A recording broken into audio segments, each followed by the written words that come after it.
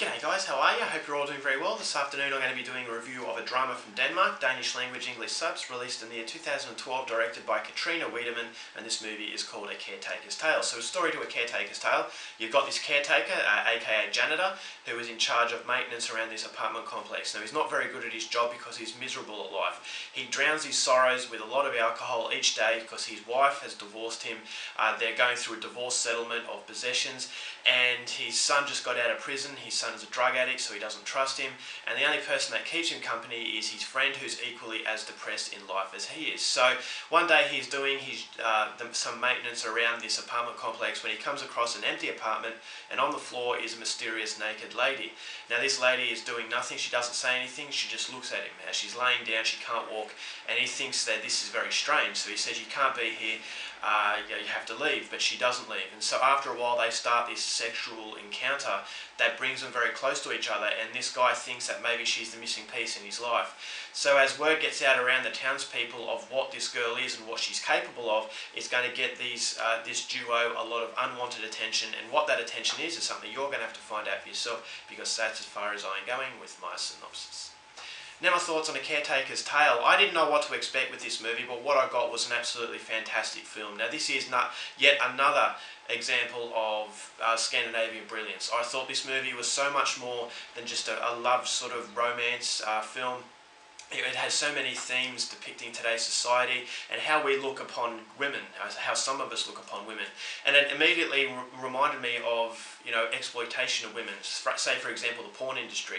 A lot of people don't see the women in porn as people, but rather than something to get off over. So basically lust, looking over the flesh and not really, associating that flesh with a person. So this movie really reminded me of that, in that this woman was a very mysterious figure. She almost felt like a mythological figure, and she was a symbolisation of hope in desperate people's lives. But no one really looked at her as a person. They just looked at her as someone to basically take advantage of and make themselves feel better, but no one really stops to think about how she would feel. And I thought the main character of the film, although he's a very miserable person, he treats her the best. Even though he treats her badly, he is really the only guy who feels a connection to this woman, but the others like to take advantage of her for their own benefit. So it is the way that some men will view women, and I thought that was very interesting, and I thought that was just one of the very many reasons why this film is so interesting. I thought that the acting was fantastic. Lars Mikkelsen, who is Mads Mikkelsen's older brother, he plays the main character. As I said, very miserable, but as he starts to get to know this girl a little bit more, he starts to transform into a different person. So it shows you that happiness can transform someone, and when you're miserable, you're venting your frustrations out on other people, and that can just make you the person you are. So at the start of the movie, you hate him, but then by the end of it, you start to feel as though, yeah, this guy is pretty good. And it basically tells you that there are two sides to every story. That's the best way I can sum this film up. Two sides to every story. Just because you're happy, it doesn't mean other people are going to be happy with you, and that there's always, with the good comes the bad, and there's always the bad that is creeping up on this miserable guy, and when he starts to feel happy, you feel that darkness is not far away.